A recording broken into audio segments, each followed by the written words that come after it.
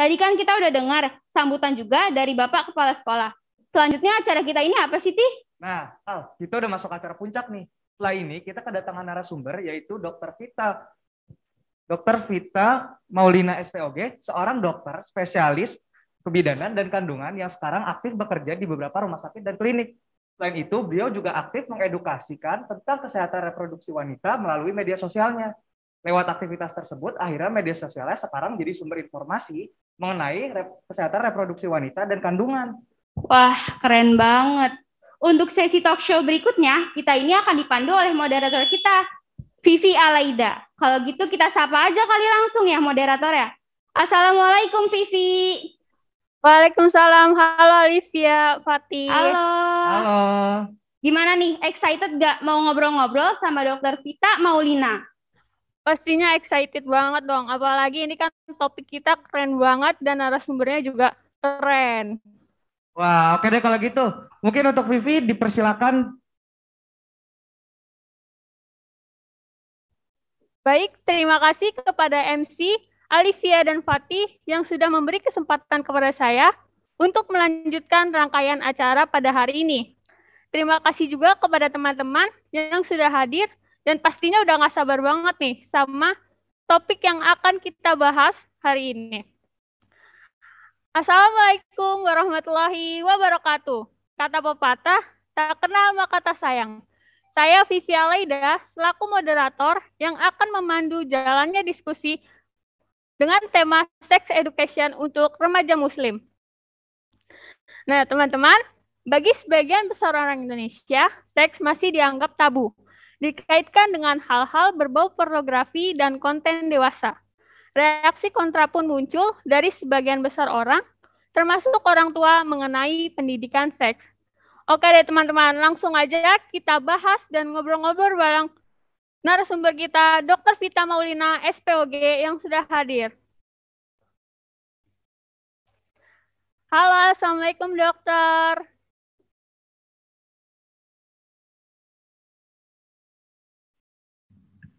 Halo, Assalamualaikum. Halo, untuk dokter. Mbak Vivi, aku manggilnya Mbak atau Dek nih, Dek Vivi ya. Terima kasih sudah undang saya di sini. Senang banget, acaranya bagus. Terima kasih juga untuk para guru-guru dan wali murid yang sudah hadir juga dan ikut mendengarkan.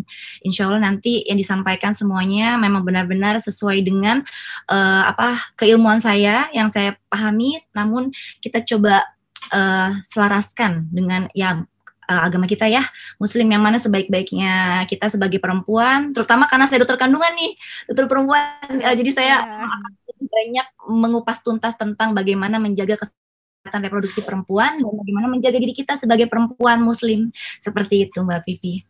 Iya baik dok, gimana kabarnya hari ini dok? Baik, alhamdulillah, tapi mohon maaf aku nggak bisa pakai background karena iya dong kawan. Terima kasih banyak dok sebelumnya ya. Backgroundnya Panda. Ya, terima kasih banyak dokter udah meluangkan waktu untuk hadir, udah mau berbagi ilmu nih dengan kita semua. Oke deh, langsung aja ya. Di sini kan ya, sex education itu bagi para remaja masih dianggap tabu nih dok. Nah, sebenarnya pengertian sex education secara umum itu seperti apa ya dok? Pengertian sex education itu sebenarnya nggak sehoror yang dibayangkan ya. Jadi kalau ditanyain sex education itu ngomongin soal, mohon maaf, hubungan pas laki-laki perempuan kah atau bagaimana? Sebenarnya sex education itu adalah bagaimana kita memberikan pengertian kepada anak-anak. Sejujurnya anak-anak loh, anak-anak bukan remaja, bahkan dari mulai usia 4 tahun pun, 5 tahun pun kita sudah bisa mendidik seorang anak memahami bahwasannya dia punya gender loh, dia punya jenis kelamin loh, ini perempuan, ini laki-laki loh. Batasannya tuh udah bisa kita sampaikan dari. Maaf dokter, di mute. Oke, aku tadi tiba-tiba di mute loh sama hostnya, nggak apa-apa. Jadi maksudnya seks edukasi itu adalah memberikan pengertian kepada para masyarakat mengenai seks. Seks itu bukan hanya hubungan laki-laki perempuan, tapi pengertian mengenai diri dia tuh apa, reproduksi dia apa, jenis kelamin dia apa yang dia punyai, apa yang mungkin terjadi kalau dia tidak memahami tentang reproduksinya dia. Jadi seperti itu, edukasi tentang segala hal mengenai diri dia, seperti itu sayang.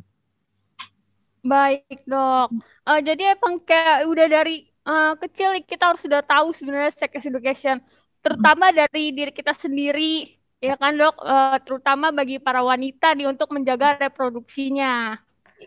Nah nih dok, selanjutnya kan sex education ini seharusnya udah diberikan kepada kita, para remaja nih, baik pendidikan formal ataupun informal. Nah pentingnya untuk para remaja, kita memahami sex education itu apa dok? Penting banget. Aku nanti juga coba untuk jawabnya nggak langsung ini ya, jadi aku agak luas nih ya jawabnya. Jadi gini, tadi kan aku ngomongin soal seks edukasi, ingat walaupun aku dokter kandungan, aku akan bahas juga mengenai laki-laki juga ya sedikit ya. Jadi pentingnya itu adalah dengan memahami reproduksinya dia, diri dia, batasan-batasannya akan semakin tahu. Batasan-batasan pergaulannya, batasan-batasan dia dalam menjaga kesehatannya, seperti itu, baik laki-laki maupun perempuan. Ini mungkin pembicaraan yang agak sedikit nanti aku akan kupas mengenai bagaimana sih perawatan kesehatan reproduksinya. Jadi kalau ditanya positifnya banyak banget kita memahami seks terhadap diri kita sendiri. Kita jadi akan lebih sehat, kita akan lebih menjaga pola hidup kita, kebiasaan kita untuk bisa membuat tubuh kita sehat. Karena ngomongin soal reproduksi, ngomongin soal seks pada perempuan maupun laki-laki itu jangka panjang sayang, seumur hidup. Kalau ngomongin soal pengen punya anak itu nggak ngomongin pada saat marital, tidak sebelum menikah, tapi sudah sejak mudanya, sejak kecilnya. Kalau ngomongin soal menstruasi tidak lancar bukan ngomongin pada saat remaja, tapi sejak dia usia 5-6 tahun menjelang masuk ke pubertas, yaitu 12 tahun. Jadi memang luas banget, manfaatnya banyak banget. Jadi kalau kita ditanya, penting gak sih? Cuman masalahnya dianggap tabunya ini yang repot ya. Seneng banget nih. Ini mohon maaf sebelumnya dari awal aku akan izin nih sama panitia. Aku akan bantu nanti, kalau boleh recordnya kirim ke aku juga, ke tim aku. Nanti aku masukin ke YouTube aku. Lagi-lagi kita niatnya untuk sedekah ilmu, untuk syiar. Bener tadi kata gurunya ya, bahwasanya memang kalau bisa banyak didengar oleh masyarakat lebih banyak gitu. Jadi ini tuh buat saya juga sedekah ilmu, bisa sampai ke semua remaja di Indonesia gitu ya sayangnya, kalau boleh sampaikan ke panitia. Boleh. Iya baik. Jadi gitu. Ada pertanyaan lagi saya? Ya oke. Kan penting banget nih dok buat kita para remaja dari usia dini gitu kan. Faktor-faktor apa sih dok yang kayak kenapa sih kita harus ngerti gitu loh dok? Ngerti sex education ini, faktor-faktornya. Kalau faktor-faktor tadi aku udah jelaskan bahwasanya zaman sekarang itu makin berbahaya ya. Banyak banget nih yang di luar sana saya temuin pasien-pasien perempuan datang dengan usia 15 tahun sudah MBA atau udah menikah namun dikarenakan dia sudah hamil duluan. Terus banyak banget penyakit kanker serviks pada perempuan yang awal mulanya dia memang sudah memulai hubungan, mohon maaf, seksual. Ini seks hubungan laki-laki perempuan dari sebelum dia menikah, bahkan dari usia muda. Ketidaktahuan atau ketidakmampuan teknologi, dia menggapai teknologi untuk bisa mendapatkan informasi, dan ketidakmampuan dia karena perekonomian dan lain sebagainya. Dan yang ketiga adalah kurangnya sosialisasi mengenai seks edukasi terhadap para remaja, membuat jadi akhirnya kasus-kasus pemerkosaan meningkat, kasus-kasus mohon maaf, pekerja seksual komersial juga meningkat. Karena mencari tahu dengan dirinya sendiri. Sebenarnya itu salah banget ya. Kita tuh sebagai orang, nanti ada saatnya nih para adik-adik ini juga akan menjadi orang dewasa. Sekarang udah dewasa sih, tapi mungkin nanti lebih dewasa lagi, menikah, punya anak. Jangan pernah menganggap bahwasannya itu tabu. Memberikan edukasi seksual, lagi-lagi edukasi seks itu bukan hanya mengenai hubungan. Gimana sih cara menghargai pasangan? Oh enggak kayak gitu aja. Gimana sih cara berhubungan di tempat tidur? Enggak kayak gitu saja. Tapi lebih ke, kamu ini nak, kamu itu perempuan sayang. Kamu di tubuhnya ada, mohon maaf ya nak ya, kamu harus tahu nih, area bagian atas ada ini, area bagian tengah ada ini, area bagian bawah ada ini. Kamu harus bisa membatasi pergaulan kamu. Kalau ada teman laki-laki, ini dari umur 2 SD anak saya pun dari umur 7 tahun 8 tahun sudah mulai dididik bahwasanya, nah hati-hati, nggak boleh asal sembarangan salim. walaupun kita muslim ya, tidak boleh pegangan tangan sama laki-laki. Nah, jangan mau dipegang pipinya, jangan mau dicium pipinya. Kalau sampai ada yang megang, ada yang coba deketin kamu, narik kamu teriak kencang-kencang seperti itu. Jadi maksudnya kalau tanya faktor-faktornya, apa sih faktor resiko menjadi sehingga apa sih faktor yang bisa menyebabkan kita harus memahami seks itu adalah karena peningkatan kasus yang merugikan perempuan, lebih tepatnya ya, merugikan perempuan itu sendiri gitu. Kita zolim ke diri kita sendiri, itu yang sangat sedih banget. Jadi kalau tanya dok, penting banget nggak sih? Penting banget gitu ya sayangnya. Ya Allah. Nah, apalagi ini perempuan nih dok, aduh, kayak udah penting banget nih dari kecil gitu kan ya dok. Nah, kita kan dari tadi udah panjang lebar secara umum. Nah, kita juga harus mempunyai landasan bagi agama kita. Nah, pandangan Islam terhadap sex education itu kayak gimana dok? Islam itu sebenarnya kalau kita boleh akuin ya, sebaik-baiknya kita tuh memang adalah mencari informasi sebanyak-banyaknya. Kita kan mencari informasi itu sebenarnya adalah untuk menambah pengetahuan. Allah pasti nggak suka kalau misalnya kita menzolimi tubuh kita sendiri ya, kita tidak menjaga tubuh kita sendiri. Dengan mencari tahu nih, sebenarnya Rohis ini pun mengadakan acara ini, saya appreciate banget loh. Ini jujur saya pada saat lagi baru masuk join, tadi kan selama ini kan hubungannya sama asisten terus ya. Pada saat saya join saya agak terhenyuk juga gitu. Masya Allah, ini luar biasa, berani sekali gitu mengundang saya, karena saya biasanya diundang membahas mengenai edukasi seks itu oleh anak-anak kuliahan yang mohon maaf, maksudnya yang backgroundnya bukan Islam gitu, justru walaupun saya berhijab dan lain sebagainya. Ini luar biasa, ini saya luar biasa sekali, saya appreciate banget panitianya ya. Insya Allah lah, ini kan baru pertama kali kan mengadakan seperti ini, insya Allah kedepannya saya ikhlas lahir batin, ini boleh dicatat ya, saya mau jadi pembicara nanti untuk kedepannya for free untuk kalian, karena buat saya ini juga menyenangkan, karena saya senang banget. Nah, kalau ditanya mengenai landasan bahwasanya di Islam bagaimana sih kita mempelajari seks edukasi, aduh sayang, semakin kalian belajar sampai ke negeri Cina loh, bahkan kita boleh belajar apapun mengenai seks edukasi, kita boleh belajar. Tapi ingat lagi seks edukasi nggak sempit cuman ngomongin oh jangan-jangan nanti belajar mengenai, mohon maaf ya, misalnya kayak seperti memuaskan diri sendiri, bagaimana caranya berhubungan seks. Oh enggak kayak gitu. Seks edukasi itu gini, contohnya aku mau lebih luas nih. Saat saya seorang awam, saya bukan dokter, saya masih anak kuliahan atau saya masih remaja, saya pengen tahu seks edukasi itu apa yang pertama harus diketahui? Tubuh sendiri. Di tubuh saya ini ada apa sih? Ada apa? Misalnya kalau perempuan, oh saya ada rahim, oh saya ada indung telur, saya ada sel telur. Mereka fungsinya untuk apa sih gitu ya? Mungkin saya agak panjang nih Mbak Vivi. Rahim itu sendiri untuk bisa menstruasi. Menstruasi itu luruhnya dinding rahim. Indung telur itu adalah pabriknya sel telur. Sel telur buat apa? Sel telur itu buat nantinya untuk bisa punya anak, terjadi pembuahan. Itu aja, simple dulu itu.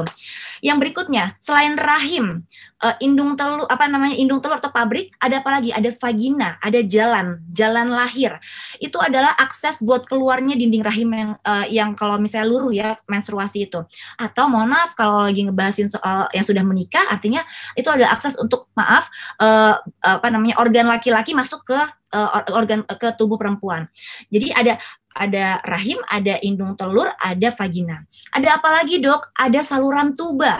Nah itu standar dulu, saluran tuba. Saluran tuba itu adalah penghantar sel telur untuk masuk ke dalam rahim, ketemu sama sperma untuk terjadi pembuahan.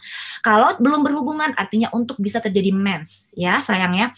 Nah itu ngomongin dalam. Kalau ngomongin luar, ingat seks edukasi yang pertama kali kita harus cari tahu anak remaja itu adalah kenapa ya kok payudara saya membesar ya?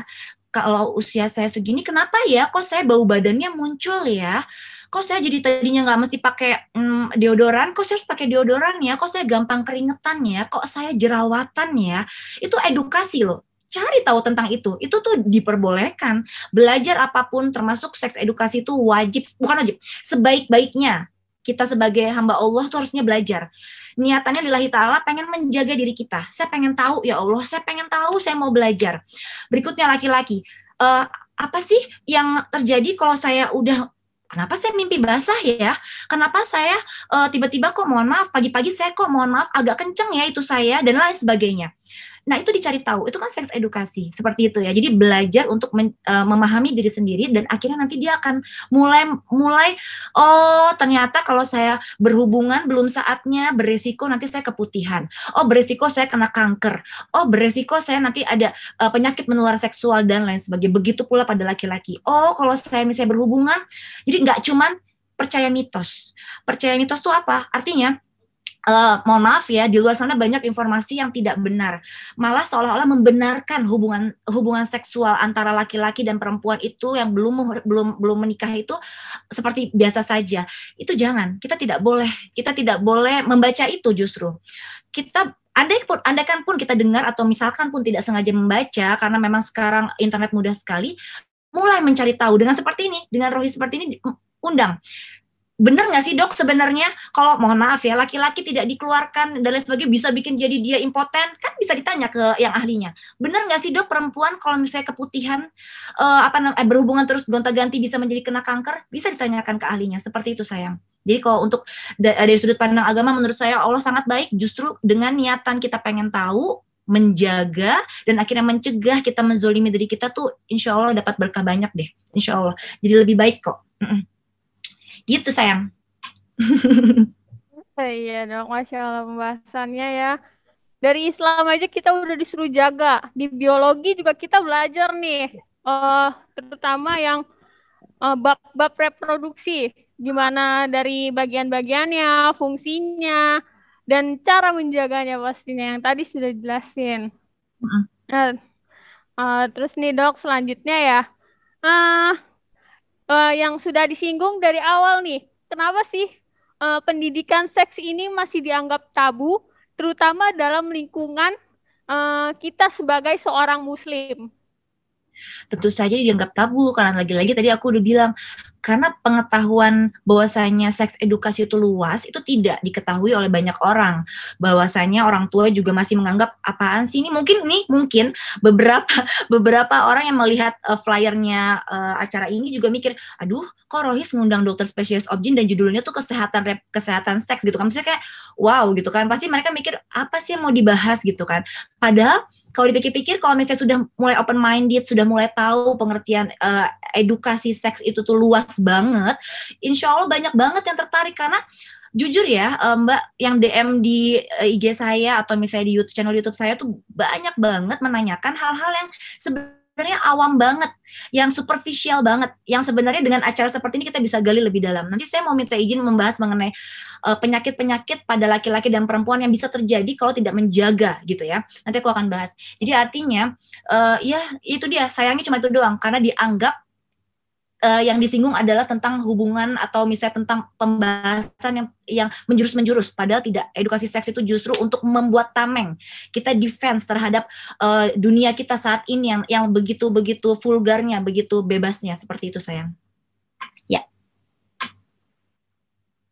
Mbak Vivi. Ya, baik dong. Mungkin yang penyakit pada laki-laki dan perempuan mungkin kita bisa langsung bahas aja kali ya dok, karena waktunya juga lumayan untuk kita. Jadi gini, aku mau bahas dulu pertama nih, mulai dari, ini agak panjang ya, jadi mulai dari si perempuan itu nih usia remaja. Apa sih yang mesti diketahui oleh perempuan pada saat usia memasuki remaja? Dia akan terjadi pubertas. Pubertas itu adalah masa di mana terjadi gangguan hormon pada si perempuan akibat memang mulai berkembangnya organ si perempuan tersebut. Akibatnya apa? Timbul keingintahuan, timbul nafsu, ya, timbul rasa penasaran. Keingintahuan itu lebih ke positif, lebih ke yang bagus-bagus nih, pengen baca, pengen apa. Tapi kalau penasaran tuh jadi pengen eksplorasi tubuhnya sendiri. Nah, itu di usia-usia remaja. Nah, permasalahan usia remaja itu adalah apa aja? Gangguan menstruasi, keputihan yang sering, lalu tubuh yang mulai berkembang, panggulnya mulai berkembang, mulai membesar, payudaranya mulai membesar, jerawatan, mulai muncul tidak percaya diri, seperti itu. Apa yang harus dilakukan pada remaja-remaja muslim terutama, selain mencari tahu, dia harus menjaga. Pertama gini, kalau sudah ngomongin soal siklus menstruasi, bagaimana sih siklus menstruasi yang benar? Siklus menstruasi yang benar itu kalau 28-35 hari. Jadi, prinsipnya gini aja deh, nggak bakal inget. Prinsipnya adalah setiap bulan harus mens. Itu perempuan. Setiap bulan harus mens. Tidak boleh ada rasa sakit saat mensnya, karena kalau kram-kram aja, definisi sakit itu adalah kalau dia tidak bisa beraktivitas normal. Jadi kalau cuman kram-kram aja, ngerasain kayak kenceng-kenceng, agak pegel-pegel, payudara membesar dan lain sebagainya, it's okay. Tapi kalau udah mulai sakit saat menstruasi sampai tidak bisa beraktivitas, hati-hati, jangan-jangan ada penyakit seperti kista, endometriosis, kista coklat, yang bisa mengakibatkan susah punya anak dan lain sebagainya. Lalu berikutnya, tidak boleh namanya anak remaja itu berhubungan seksual. Ya, bagaimana cara kita bisa, dok ya nggak mungkin lah kan saya berhijab, saya kan ini, jangan takabur. Bagaimanapun juga semua itu tergantung di dalam dan di luar. Keimanan kita kepada Allah, tapi kalau lingkungannya kita tidak kita jaga, tetap akan lambat laun jadi penasarannya muncul. Setan terus akan menggoda kita sebagai manusia. Jadi tetap jaga diri. Tidak boleh berhubungan seksual sejak dini. Permasalahan berikutnya adalah permasalahan berikutnya adalah anak remaja itu suka mengeluhkan yang namanya eksplorasi itu misalnya gini, dok boleh nggak sih saya masukin jari saya atau saya eksplor bagian bawah karena kayak ngeliat dari film ini atau film itu nggak boleh. No. Jadi remaja permasalahan itu menstruasi suka ada gangguan, sakit, tidak menstruasi rutin, terus kemudian perdarahannya terlalu banyak, lebih dari 3-4 softtek sehari, itu harus lapor ke dokter kandungan, harus cek kenapa nih saya. Kedua, kalau misalnya ada mencoba-coba eksplorasi, dok saya kemarin baru nyoba-nyoba masukin ini apa-apa, nggak boleh, langsung ke dokter kandungan. Kita harus periksa selaput darahnya ada robek atau tidak. Yang ketiga, mengenai tubuh, dok saya kok panggul saya ngerasa lebih besar, kok payudara saya kok teman-teman saya udah pada gede-gede, kok payudara saya belum besar, padahal saya udah 12 tahun. Lapor ke dokter kandungan, ada apa? 12 tahun juga kalau belum menstruasi, lapor ke dokter kandungan. Kenapa? Apakah rahimnya yang ada masalah? Apakah indung telur ada masalah? Ataukah vaginanya tidak ada akses? Luarnya ada lubang, tapi dalamnya tidak ada lubang. Itu kan harus dicari tahu. Itu remaja ya sayang ya. Berikutnya, aku mulai coba masuk ke usia yang reproduksi. Usia reproduksi itu adalah usia di mana diperbolehkan sudah mulai menikah ya, 20 tahun, 22 tahun sudah mulai boleh tuh. 22 sampai ke 35 tahun, usia reproduksi yang paling sehat 35 tahun. Apa yang terjadi? Apa yang harus dicegah pada seorang perempuan yang memang notabene belum menikah? Dia harus mencegah terjadinya penyakit kanker. Lagi-lagi tidak boleh berhubungan seksual selain setelah sudah menikah ya. Kalau sudah menikah boleh, tapi kalau itu pun tidak boleh berganti-ganti. Kalau belum menikah jangan coba-coba. Kenapa? Ada penyakit kanker serviks. Kanker serviks itu susah sayang diobatin. Kanker serviks itu bisa menyebar kemana-mana. Kanker serviks itu kanker mulut rahim. Ya. Yang kedua, apa yang bisa dilakukan? Harus jaga pola hidup. Perempuan di usia reproduksi aktif terutama, dia mungkin merasa tidak berhubungan seksual. Dia tidak berhubungan dengan yang bukan murimnya gitu ya. Tapi dia lupa lifestyle dia salah banget. Dia makan makanan pengawet, junk food dan lain sebagainya sehingga terjadi gangguan menstruasi. Perempuan dia terlalu ketat salah, kalau dia olahraga terlalu keras salah. Kenapa? Kalau perempuan itu harus menjaga, memang di Islam juga diajarkan tidak boleh berlebihan apa-apa. Olahraga hanya cukup 2-3 kali dalam seminggu 30 menit. Kenapa? Karena begitu dia berlebihan olahraganya, dia akan terjadi gangguan mens. Tidak seimbang hormonnya. Kalau dia makan junk food terlalu banyak, dia makan manis-manis, karbohidrat terlalu banyak, dia naik berat badan sampai 5 kilo, perempuan beresiko gangguan mens juga.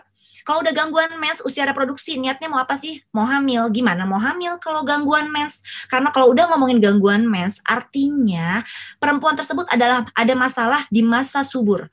Nah, itu artinya ya udah, nggak boleh, harus jaga pola makan, jaga pola hidup dan sebagainya. Ingat, usia reproduksi gangguan berikutnya apa? Merokok. Banyak banget ya yang merokok atau minum minuman alkohol. Jangan pernah menutup mata bahwasanya kayaknya nggak mungkin deh dok, nggak ada yang nggak mungkin. Lagi-lagi semua kita menjalani hidup ini semua tuh kalau nggak di relnya tuh suka godaan luar biasa.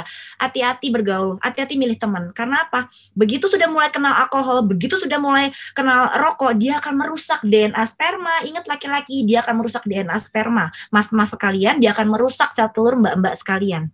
Resikonya apa ke depan? Resikonya bisa susah punya anak. Resikonya bisa gangguan menstruasi. Resikonya bisa kena kanker. Ya, hati-hati menjaga makanan yang mengandung zat karsinogenik tinggi seperti pengawet-pengawet dan yang bahan plastik. Hindari jajan-jajan di luar sembarangan seperti itu. Dan berikutnya yang untuk mencegah terjadinya kesakitan-kesakitan di usia reproduksi adalah apa? konsumsi vitamin, karena vitamin tidak diproduksi oleh tubuh. Jadi perempuan, laki-laki nih Mas Mbak sekalian, konsumsi vitamin terus-menerus.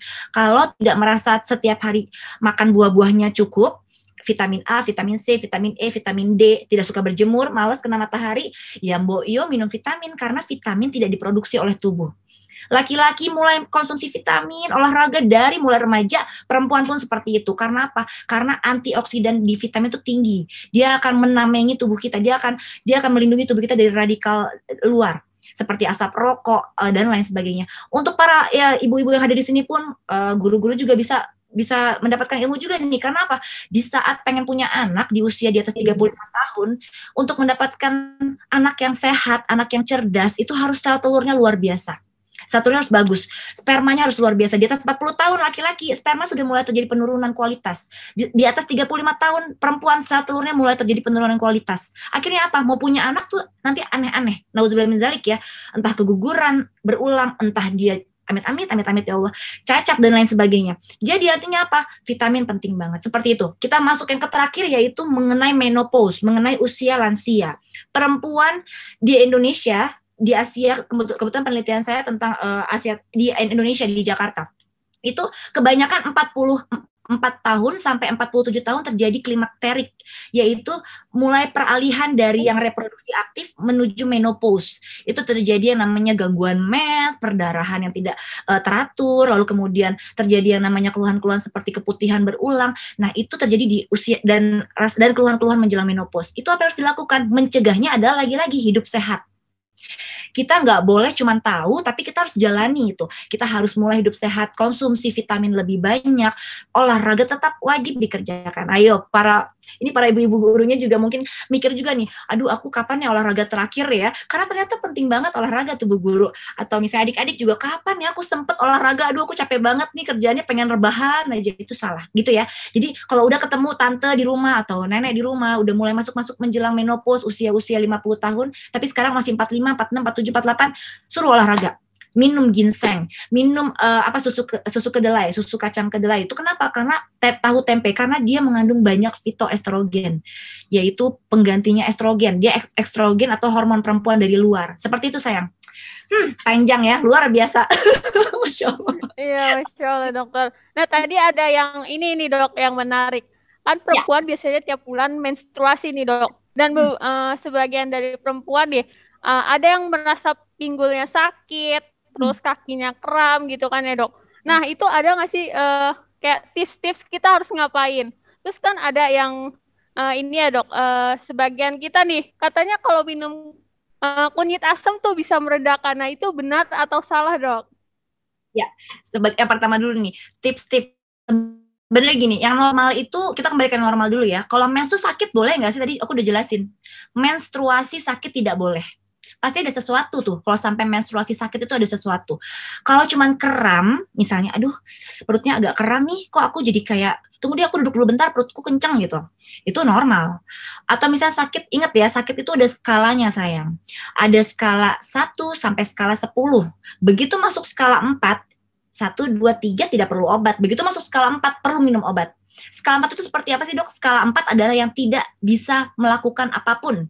Jadi baru bisa bilang, saya sakit menstruasi Bu Guru, maaf saya kemarin gak masuk sekolah. Ingat nih buat Bu Guru ilmu baru.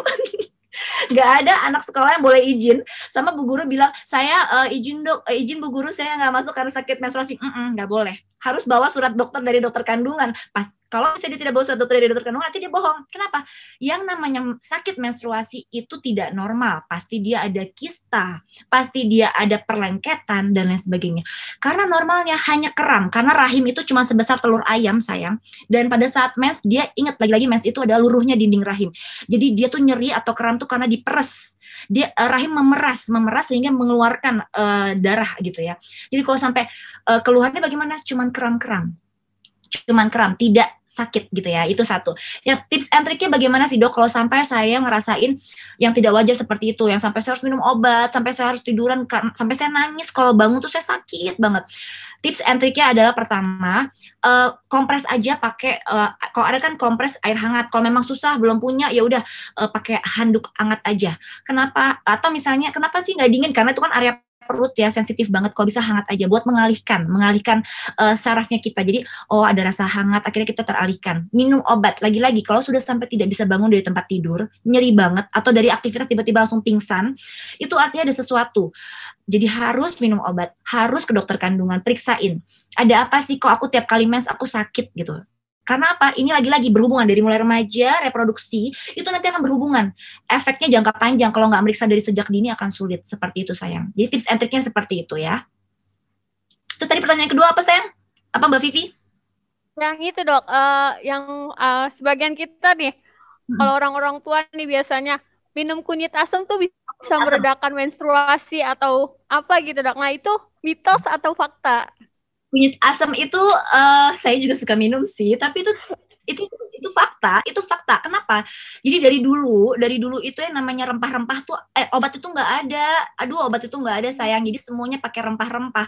Kayak contohnya misalnya kita mengkonsumsi kita mengkonsumsi sabun sirih gitu ya, maaf ya buat dicawik-cawik pakai air hangat itu boleh dikerjakan karena memang dulu sabun sirih jadi apa sih, jadi antiseptik seperti itu ya. Sekarang aja kita karena udah punya alkohol dan lain sebagainya. Lalu kemudian misalnya untuk memutihkan wajah sekarang pakai bahan-bahan macam-macam. Zaman dulu kan cukup pakai bengkoang. Jadi kalau saya menganjurkan silakan saja selama tidak sakit. Kalau sakit minum obat. Tapi kalau tidak sakit hanya untuk supaya aku merasa nyaman. Semua rempah-rempah bahan alami insya Allah aman sih. Aku setuju aja itu. Itu fakta. Nah, baik dok. Tapi ada batasannya gitu nggak dok kalau untuk minumnya? Atau masa seharian sampai minum 1 botol? Enggak. Kalau misalnya sakit sehari 2 hari terus minum lagi gitu. Sakit. Harus langsung ke obat. Kalau sakit, artinya ada yang salah. Bilang sama mamahnya, mama temenin aku dong ke dokter kandungan. Nggak tahu kenapa ya, setelah aku mulai ngasih edukasi di medsos dan lain sebagainya gitu ya, banyak banget tuh kayak di RSUD Kramat Jati sama Budi Pratama tuh ibu-ibu nemenin anaknya, nemuin saya gitu. Karena ya iya dok, abis dengerin dokter ternyata anak saya kemarin nggak mens 2 bulan. Pas dicari tahu, memang ada sesuatu. Jadi kayak gitu. Akhirnya jadi mau mencari tahu. Jadi kalau ditanya batasan untuk si kunyit dan lain sebagainya, sebenarnya ya kalau memang sehari logika nih, sehari kita minum berapa gelas sih? 8 sampai 12 gelas kan. Ya minum kunyitnya Mbok Yo jangan sampai lebih dari 2 gelas gitu loh. Tetap air putihnya lebih banyak. Tapi kalau udah ngomongin sakit, sampai tidak bisa bangun, jangan kunyit lagi. Ke dokter, ada apa nih gitu. Gitu sayang. Ya baik dokter. Nah selanjutnya nih dok, yang tadi nih, kita kan harus tetap jaga pola hidup, terutama olahraga. Nah olahraga yang bagus buat kita itu apa dok? Apalagi kita kan udah sibuk sekolah nih, capek gitu kan ya dok. So sibuk nih Mbak. Iya.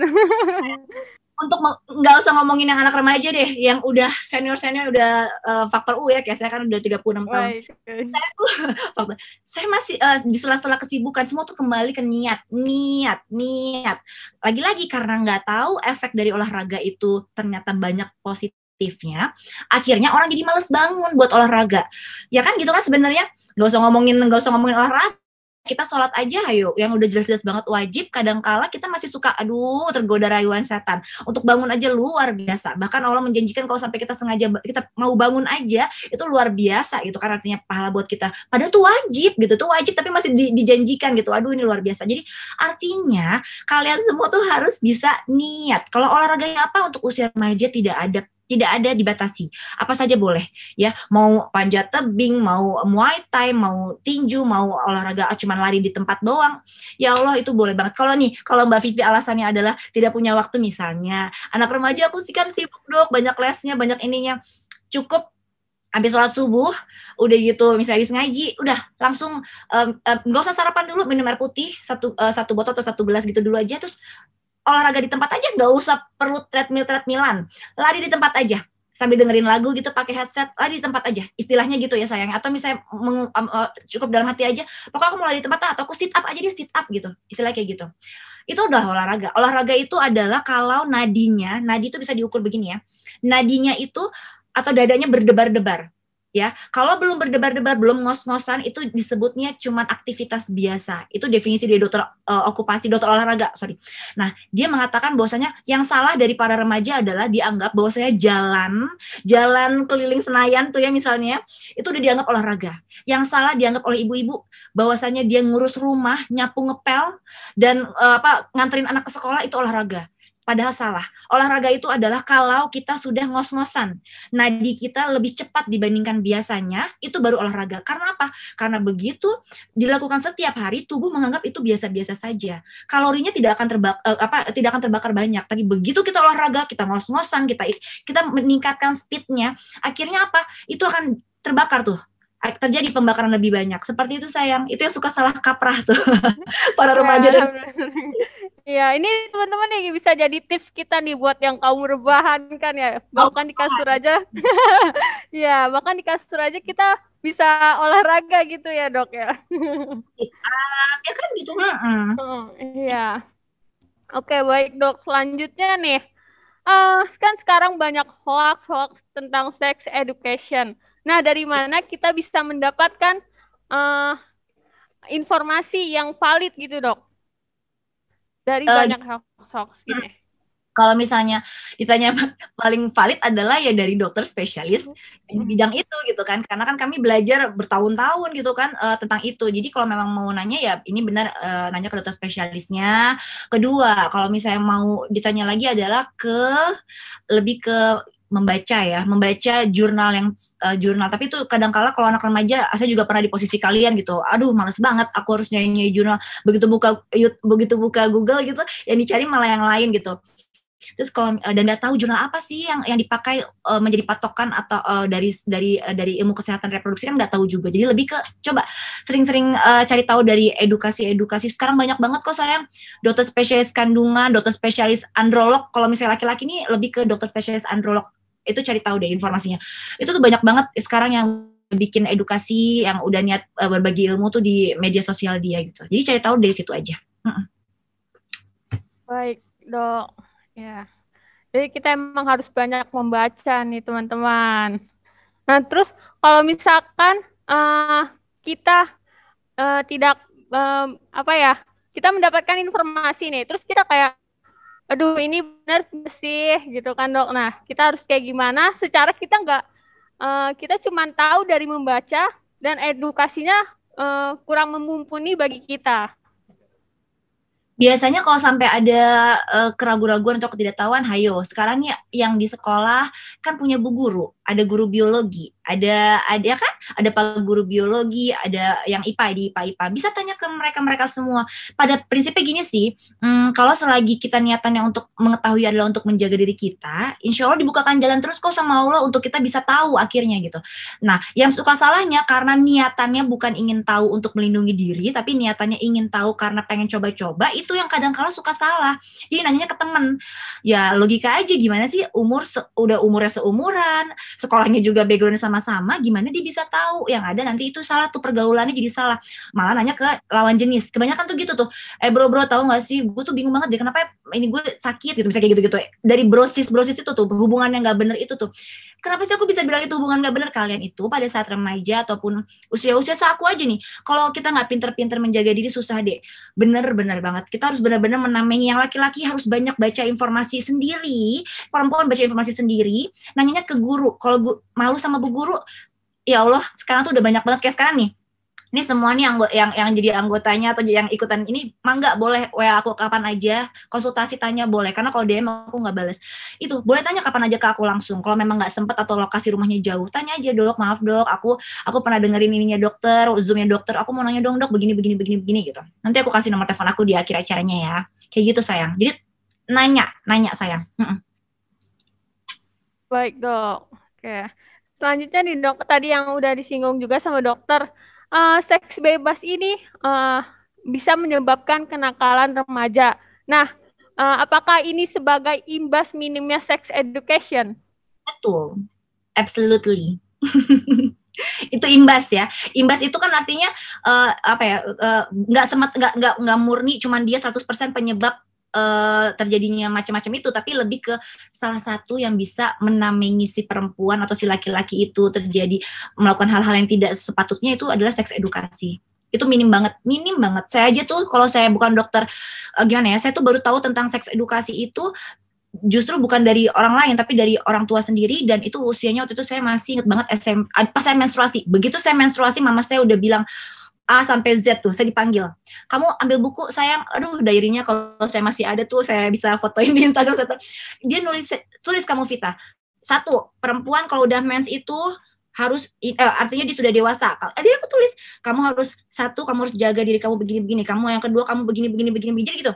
Bukan mendoktrin, tidak, tapi memang kita sebagai perempuan tuh sudah ditakdirkan, ya Allah, dipercaya jadi seorang ibu nantinya kelak. Kalau kita tidak mendapatkan atau kita tidak mencari informasi sebanyak-banyaknya dan tidak mendapatkan dari orang tua kita, jangan kita tidak memberikan ke anak kita gitu.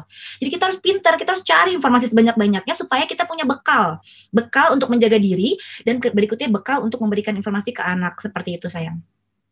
Yap. apalagi Oh, baik dong.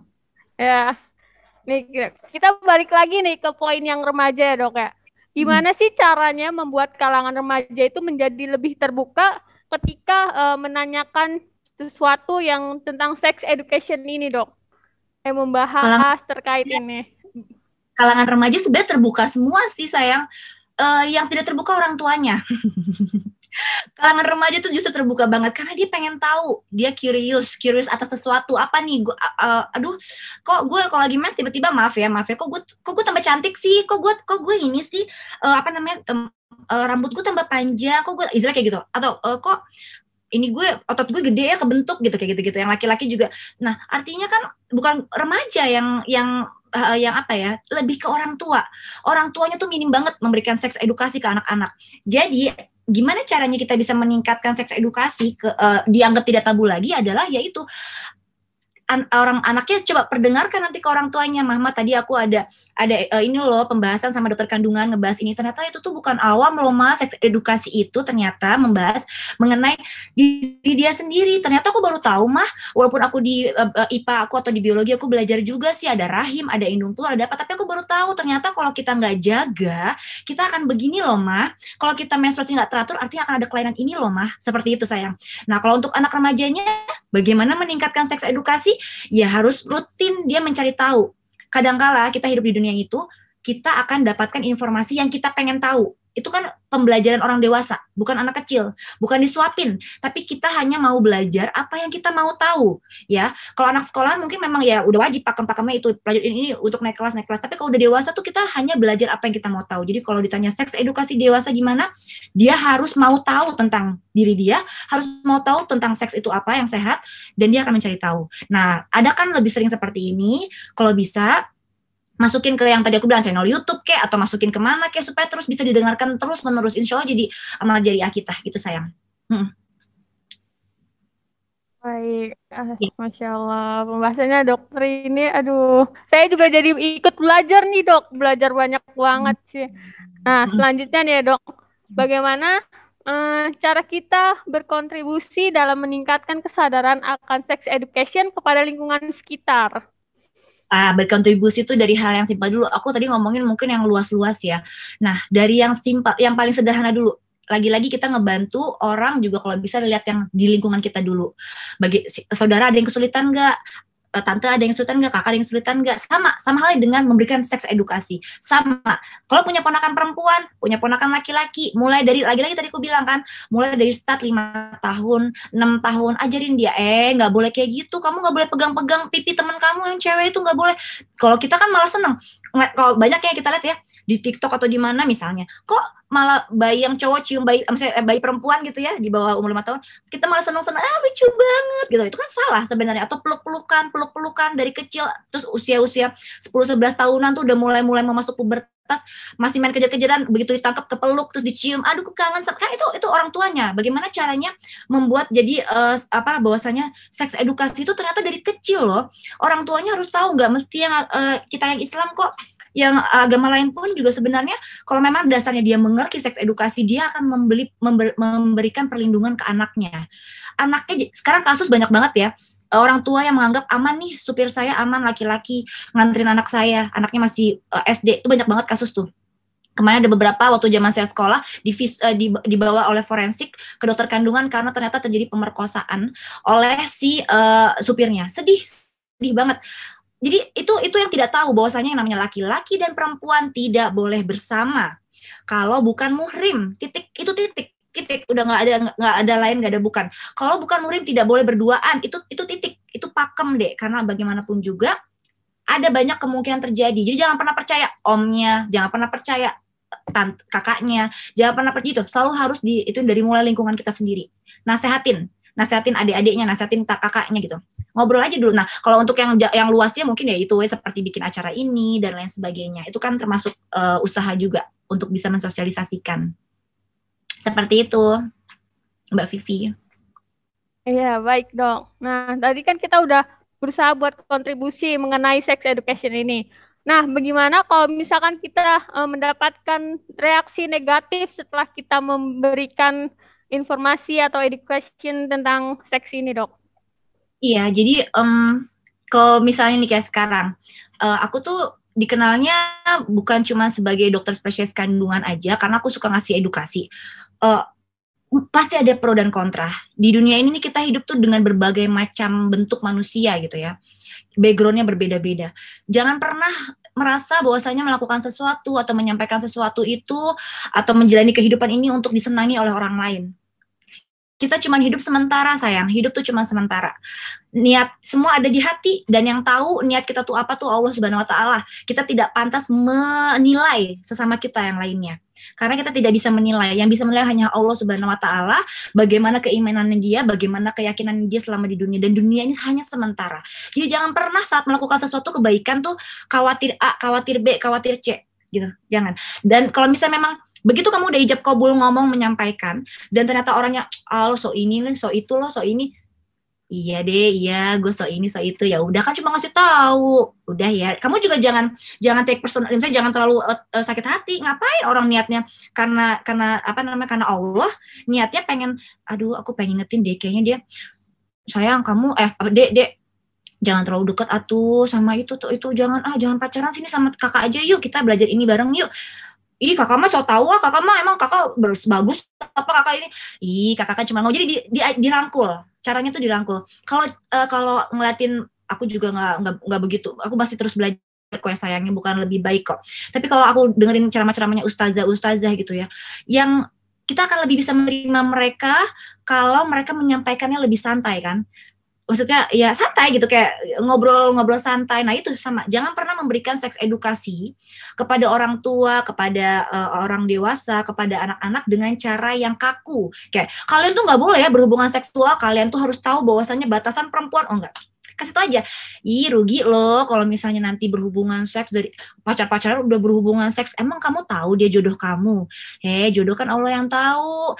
Bisa jadi dia ngomong sayang sekarang, nggak taunya nanti kamu putus. Ayolah, jangan terlalu gampang ini. Yuk kita ini aja yuk. Atau misalnya dia mau nonton film bioskop misalnya, jangan lupa yuk, kita mendingan nonton rame-rame aja yuk, nonton rame-rame sama keluarga aku. Atau misalnya jadi jangan kita yang jadi aduh ke bawah sama suasana, tapi justru kalau memang dia sayang, kalau memang dia mau mendekati kita karena niat serius, udah lamar aja istilahnya gitu. Atau kenalin ke keluarga, apakah keluarganya kita kan akan lihat juga, akan jagain. Seperti itu sayang, intinya kayak gitu.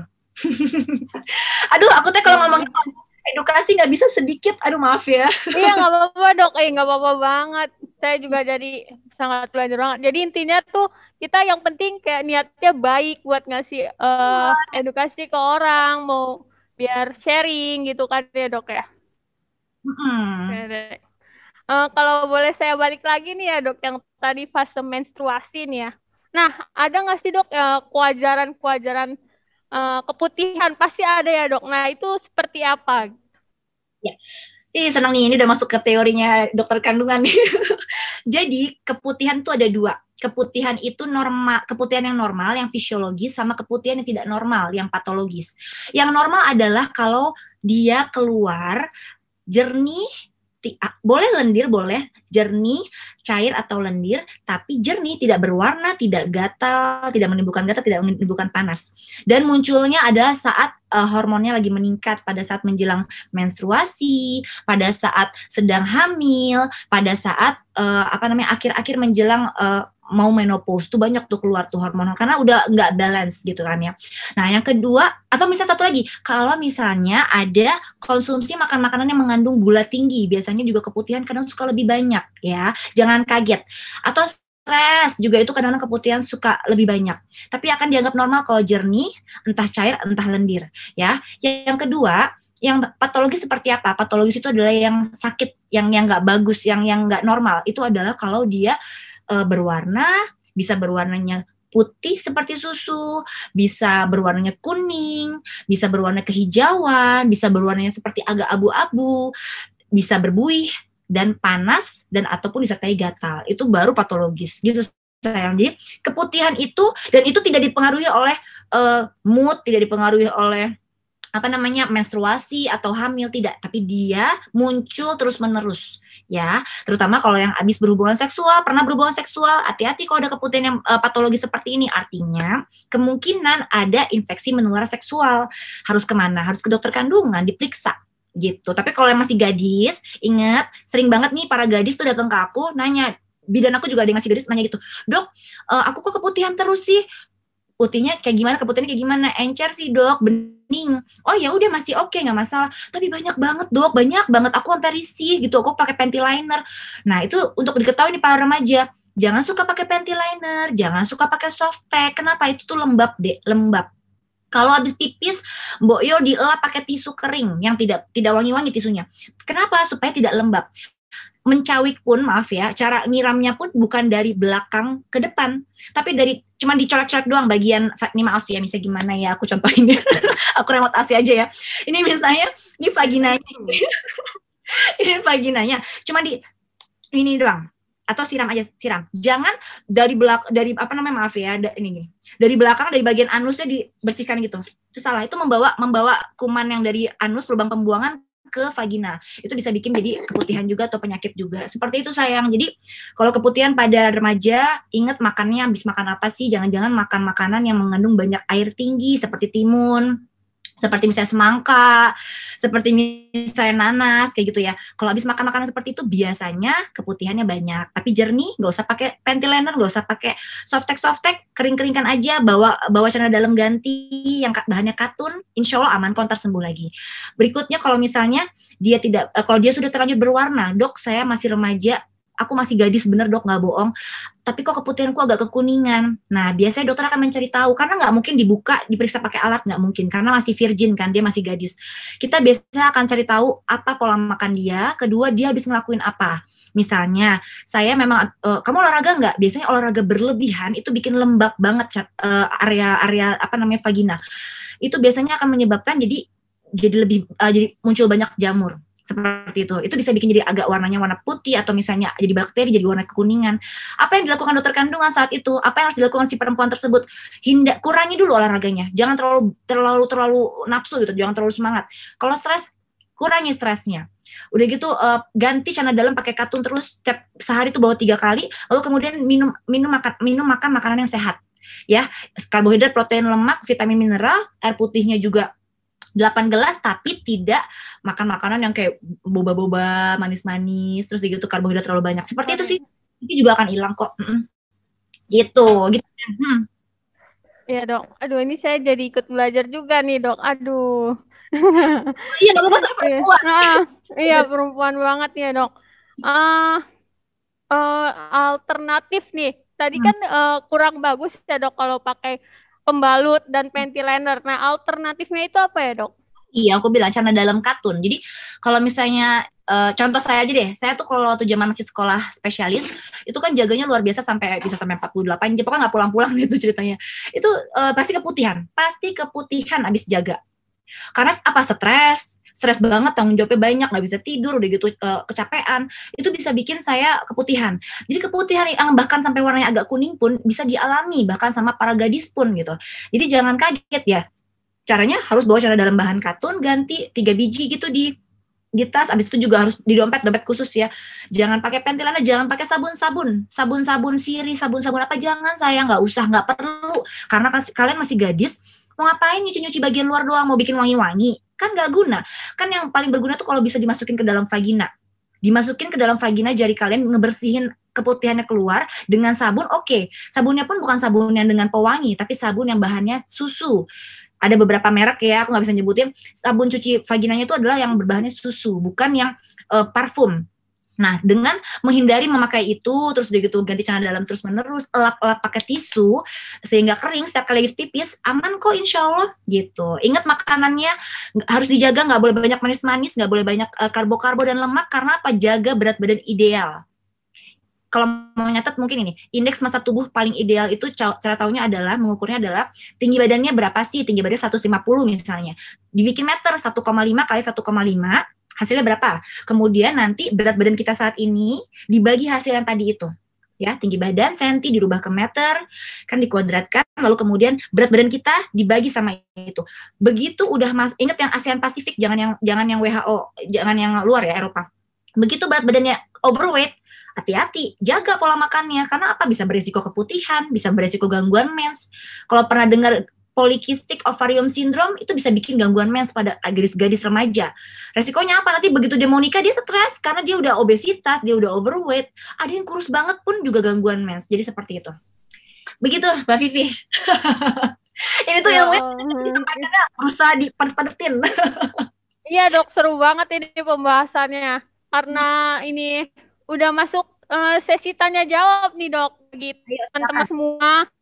Iya, ya. Baik teman-teman semua, jika ada pertanyaan bisa langsung kirim ke kolom chat dan pertanyaannya akan dipilih oleh panitia. Jika pertanyaannya dipilih, akan langsung dipin oleh panitia. Silakan teman-teman yang ingin bertanya bisa langsung dikirim ke kolom chat.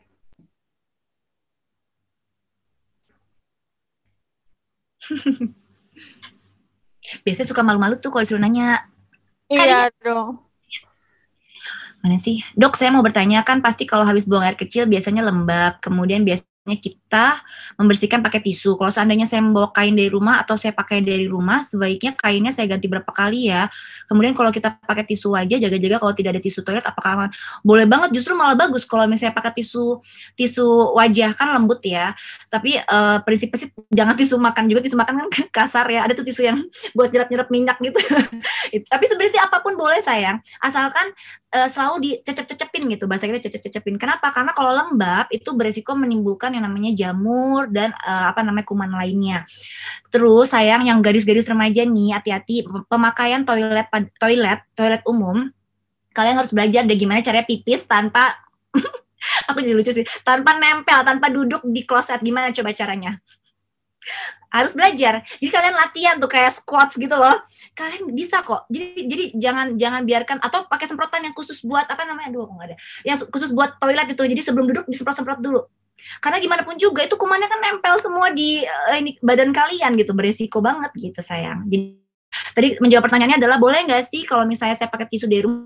Boleh banget, malah bagus. Tisu di toilet itu kan soalnya kita nggak tahu apakah dia jatuh sebelum dipasang, apakah dia ngewer tuh panjang sampai ke lantai terus tiba-tiba dirapiin lagi sama si mbak-mbaknya, kan kita nggak tahu. Jadi lebih baik bawa sendiri, bagus banget. Tapi kalau misalnya pakai kain, saran aku sih gini, kalau kain dari rumah itu, kain ini sapu tangan, kan beresiko kan kesimpan tuh, abis ngelap-ngelap terus kesimpan di dalam dompet gitu ya. Itu dompetnya bersih nggak? Jangan-jangan pas kapan kelupaan ditaruh koin di situ, kan koinnya dari mana-mana. Jadi kalau bisa sih tisu aja, tapi tisu yang kering. Tisu yang tidak wangi ya, tisu kering, tisu wajah juga boleh. Lanjut ya. Terus teman-teman kalau mau nanya ya biar Oke. Tadi bisa juga kalau misalkan klosetnya itu disiram-siram air keran aja ya dok ya. Susah kok. Kalau kloset yang luar tuh, kloset yang di luar gitu ya, itu kan susah, semprot-semprot pakai air keran susah. Memang kalau bisa sih kloset jongkok sih, makin ya kan, kloset jongkok aman banget. Tapi kalau kloset yang duduk, ya mau nggak mau kalian harus punya antiseptik yang, dibawa sama anak saya tuh, antiseptik yang semprotan yang itu, yang disinfektan yang buat di toilet ada satu, atau lapisin pakai tisu. Nah, ya aku bisa. bisa dulu, jadi selalu bawa tisu sendiri gitu ya. Saya suka keluarin lumayan banyak untuk di sekelilingnya tuh saya duduk baru. Kalau misalnya maaf banget buang air besar. Tapi kalau buang air kecil, latihan squats deh kalian. Jadi kalian tuh nggak perlu sampai nempel duduk gitu. Kalau saya sih gitu. Gitu. Baik dok. Nah sekali lagi nih untuk teman-teman yang ingin bertanya bisa langsung on cam dan on mic. Biar langsung di spotlight dengan panitia. Dan bisa seru langsung nih ngobrol sama Dokter Vita. Kapan lagi ya kan teman-teman? Ayo langsung aja. Ini topiknya juga. Iya, kapan lagi. Tapi masih banyak kesempatan ya dok pastinya. Ajak-ajak aku terus ya. Ya ampun. Masya Allah. Apa lagi? Yang cowok aku pengen nyium-nyium cowok sampai kita nunggu pertanyaannya. Iya baik dok. Oh ya, yang cowok, mas-masnya, aku cuma pengen kasih pesan. Bener nih kalau kita misalnya bagaimana sih kita caranya bisa punya pasangan yang baik, punya pasangan perempuan yang baik, punya pasangan perempuan yang solehah, yang segala macam dan sebagainya. Kalian harus mempersiapkan diri kalian sebagai nantinya kelak akan jadi imam atau kepala rumah tangga. Yang dimana nanti kalian akan menanggung segala dosa-dosa pasangan kalian. Ya, istri kalian tuh begitu udah ijab kabul tuh jadi tanggung jawab kalian. Nah, kalian mulai sekarang harus menghargai ibu kalian. Kalian harus menghargai perempuan. Dengan cara apa? Udah eling, istighfar. Kalau udah mulai jatuh cinta atau suka, kalian rem, lakukan aktivitas. Laki-laki tuh mudah banget loh mengalihkan nafsu adalah dengan olahraga. Jadi perempuan-perempuan kalau memang bisa milih perempuan nantinya nih, kalau misalnya kalian harufan gitu ya, pilih yang senang olahraga, yang senang punya aktivitas di luar. Kenapa? Artinya dia tidak menghabiskan banyak waktu untuk jail-jail atau apalah gitu ya, untuk bengong-bengong. Karena pada prinsipnya kalau orang yang punya banyak aktivitas, olahraga, kegiatan, dia tuh artinya, apalagi kalau positif semuanya, alhamdulillah, kapan dia punya waktu buat mikir aneh-aneh gitu. Begitu nyampe rumah dia tidur gitu sih intinya. Jadi para laki-laki ingat, kalian punya adik perempuan, kalian nanti akan mungkin punya anak perempuan, kalian juga punya ibu. Tidak ada ibu yang mau anak perempuannya disakiti atau misalnya dipermainkan. Kalau udah mulai suka, ngomong sama orang tua. Kalau usia udah mulai usia dewasa, minta nikah aja gitu. Dibandingkan kalian pacaran, ingat pacaran itu tidak boleh. Kenapa? Karena resiko untuk tinggi banget. Belum tentu dia jodoh kalian. Dari mana kalian tahu itu tuh jodoh? Bahkan udah tunangan aja, udah mau nikah aja bisa gagal. Seperti itu ya sayangnya. Sedikit nyolek si laki-lakinya. Iya, si mas-masnya. Iya nih. Aku mau di Islam juga ini kan ya dok, dilarang kalau pacaran ini ya kan dok. Jangan. Baik, ini ada pertanyaan. Private tapi aku baca dulu ya. Ya. Ini ada dok, saya bantu bacakan saja ya dok ya. Saya izin bertanya dok, sebagai seorang anak remaja, biasanya kami masih memiliki rasa malu nih untuk mengungkapkan kejadian dan perasaan ke orang tua tentang berbau-bau seksual ini. Nah, kira-kira solusinya itu untuk masalah ini bagaimana, dok? Iya sih, memiliki rasa malu. Betul banget. Tapi ya lagi-lagi sih, jadi mulai dari ini aja nih, mulai sekarang nih, pulang nanti ngobrol aja. Mah tadi seru deh mah, atau Pah misalnya deket sama Papa tadi seru deh Pah, tadi aku ngundang ini pembicara gini-gini di sekolah aku, ngebahas tentang ternyata gini ya Pah ya, emang bener Pah kalau misalnya perempuan itu emang bener mah kalau perempuan itu kalau menstruasi suka tiba-tiba ada keputihan, tadi aku baru tahu loh kalau ternyata itu normal. Iya, nah nanti tuh kan merangsang mamahnya untuk iya juga ya, ini kenapa gue nggak ngasih tahu ya, mestinya kan ini tugas gue gitu. Ntar mamanya kan begitu tuh, iya nak, bener nak, jadi kalau mau mens emang suka begitu, normal kok sayang, tadi apa aja yang kamu dapat ilmunya gitu. Yang cowok juga bisa bilang, Papa, aku baru tahu loh ternyata kalau misalnya laki-laki itu kalau mengalihkan, misalnya nih Pak, misalnya dia udah mulai pubertas, lebih baik banyak olahraga ya Pak ya.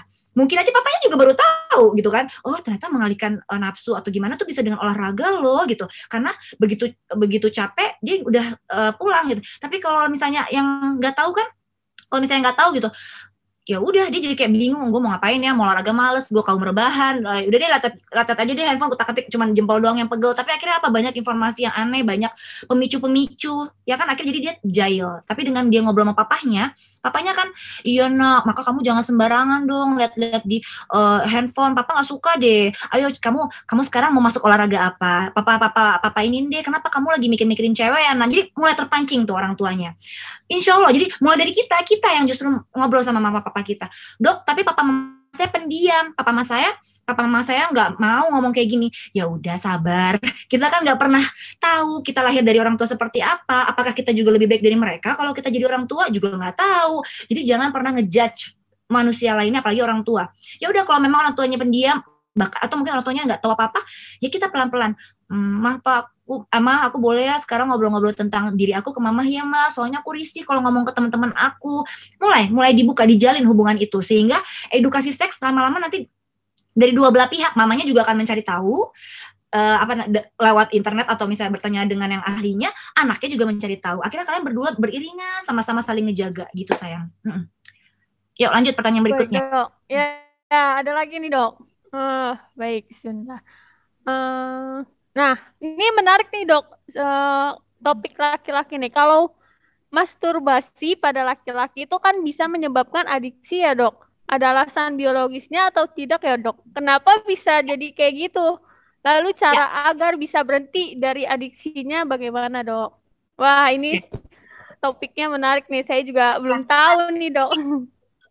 Jangan salah ya, Mas, tadi sebenarnya saya juga mau bahas, tapi saya masih menunggu ada yang bertanya aja. Kenapa? Karena ini tuh sensitif sekali. Jangan sampai dokter kandungan yang memulai duluan menjelaskan gitu kan. Di sini kan masih didengarkan sama yang orang tuanya. Jadi gini, masturbasi jangan salah. Masturbasi itu tidak pada laki-laki saja. Masturbasi itu juga pada perempuan. Yang tidak tahu masturbasi itu seperti apa pada perempuan tidak perlu tahu, karena itu tidak penting. Ingat ya, lagi-lagi kita tidak perlu tahu hal-hal yang tidak penting dan malah membawa kemudaratan ya, nggak kebaikan ke kita. Jadi gini, prinsipnya adalah masturbasi itu memang bisa menyebabkan addicted. Kenapa? Karena terutama laki-laki, karena begitu dia keluar, dia orgasm, itu artinya dia kan hormon-hormonnya, hormon indah. Kalau pernah baca mungkin begitu mimpi basah atau begitu keluar tuh dia akan merasakan indah, nikmat, kayak fly gitu, kayak happy gitu. Betul, itulah makanya kenapa itu tidak boleh dilakukan. Karena begitu sudah sekali dilakukan, 2 kali, pengen 3 kali, pengen 4 kali. Tapi dampaknya apa sih dari yang pernah saya baca, bahwasanya ada ahli dokter syaraf yang mempelajari ya aktivitas dari otak atau syaraf si laki-laki yang suka masturbasi, dia akan kosong di bagian spot yang lainnya. Jadi dia tuh akan mengurangi kemampuan tubuh untuk bisa berpikir cerdas, cermat, teliti. Sedih kan? Jadi kayak orang awang-awang kayak bengong-bengong aja gitu, karena dia bangunnya nge-fly terus happy terus, karena dia selalu masturbasi. Dia menganggap bahwasanya gue happy, akhirnya rugi, jadi maaf jadi kasarnya, jadi bego lama-lama, bengong karena baunya nafsu udah deh gue masturbasi aja. Nah itu dia. Gimana cara mengalihkannya? Mengalihkannya adalah dengan olahraga. Karena gini, kenapa sih? Aku sih nggak salah ya, misalnya gini, kenapa sih dokter nggak bilang mengalihkannya dengan mengaji dan misalnya membaca? Ya itu juga, tentu saja itu juga, tapi yang bisa seimbang membuat tubuh kita tuh mengeluarkan kalori dan mengeluarkan hormon happy seimbang dengan orgasm adalah olahraga. Coba kalau pernah ngerasain olahraga, misalnya pengen nurunin berat badan, sampai dia olahraga itu treadmill, sampai mencapai dia udah puncaknya banget, tapi dia bisa melewati itu tuh wah gila, itu happy banget. Karena saya pernah nurunin sampai berat badan saya sampai 20 kilo ya, habis nikah naiknya 25 kilo, Masya Allah, nggak susah punya anak 2 tahun, akhirnya aku olahraga. Nah itu tuh aku tuh sampai, wah enak banget, itu setara dengan orgasm, itu udah ada penelitiannya, udah ada. Jadi laki-laki kalau udah mulai mikir yang negatif, mau mikir, kok gue tiap kena cewek bawaannya, udah nggak bisa astagfirullahaladzim, gue olahraga aja deh, udah yuk kita daftar ke ini yuk, futsal, ayo kita main basket rutin yuk, itu pasti oke banget. Karena cuma itu yang bisa mengalihkan. Lagi-lagi begitu udah nyampe rumah capek, tinggal kita ibadah, kita ngaji dan sebagainya, kita baca. Ingat, baca tuh wajib setiap hari. Wajib setiap hari. Kenapa? Momen kita mengisi kekosongan yang udah tadi diisi sama siang film porno dan masturbasi tersebut, itu bisa kita gantikan dengan membaca gitu sayang. Jadi itu ya caranya ya para laki-laki di luar sana di Zoom ini. Ya, semoga menjawab ya teman-teman atas ini pertanyaannya. Lagi nih ya dok, Masya Allah pertanyaannya. Ya, kita balik ke fase menstruasi boleh nih ya dok ya. Apa benar menstruasi itu bisa mempengaruhi mood gitu dok? Soalnya kan sering kalau menstruasi moodnya cepat berubah. Apakah berpengaruh gitu dok? Berpengaruh banget. Jadi gini, kalau misalnya ngomongin soal, kalian pernah baca nggak sih, prinsipnya adalah dari penelitian, kalau perempuan itu mendekati hampir setara dengan orang gangguan kejiwaan, itu adalah saat dia sedang menstruasi dan saat dia sedang hamil. Kebayang nggak? Ada penelitiannya. Tapi itu masih pro dan kontra. Dari dokter kandungan sih kita nggak meneliti itu. Aku tidak pernah baca penelitian mengenai bagaimana sih seorang perempuan pada saat hamil sama itu syarafnya gimana. Kita nggak pernah. Tapi hormon-hormon yang keluar pada saat dia lagi mau menstruasi sama pada saat dia lagi hamil itu tuh luar biasa fluktuatif, naik turun. Jadi memang bikin si perempuan tersebut tuh jadi mood swing, gangguan mood gitu ya. Aduh, gak enak banget. Nah, caranya gimana? Caranya jangan mengkonsumsi makanan yang bisa membuat gangguan hormon. Udah tahu mau mens, tapi malah makan makanan junk food. Makan makanan yang gulanya tinggi banget. Kayak misalnya boba dan sebagainya itu. Terus udah gitu sama sekali gak minum vitamin, sama sekali gak olahraga. Itu makin gak seimbang, makin jadi moody, makin jadi mood swing gitu. Jadi jangan. Caranya adalah ya hidup sehat.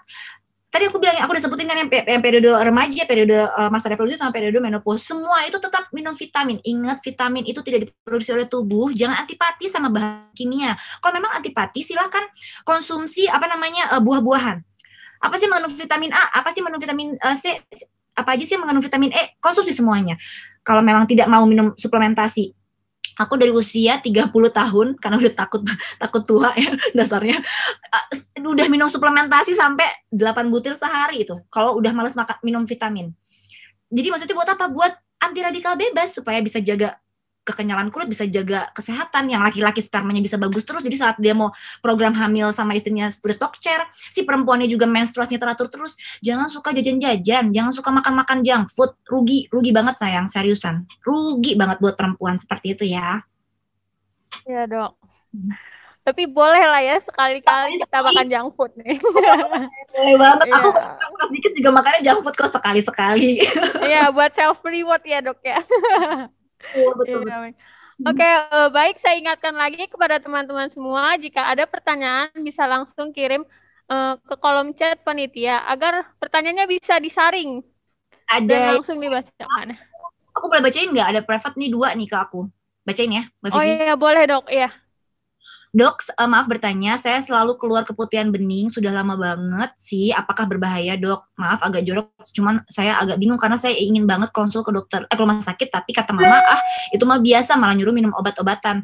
Oke, obat-obatannya apa ya? Tapi gini, tadi kan aku udah jelasin keputihan yang normal apa tadi Mbak Vivi? Yang jernih, baik itu boleh cair ataupun lendir.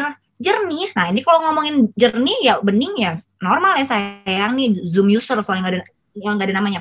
Jadi artinya selama dia jernih itu aman, tidak masalah. Mungkin pola makan yang mbaknya terlalu banyak mengkonsumsi makanan-makanan yang berair seperti yang tadi aku sebutkan, timun, semangka, atau misalnya apapun deh, atau yang terlalu berlemak gitu. Jadi sehingga membuat produksi keputihannya lebih banyak, atau mungkin lagi stres sehingga menyebabkan sekret vaginanya juga lebih banyak, atau mau menstruasi dan lain sebagainya. Seperti itu ya. Pertanyaan berikutnya yang private ke aku.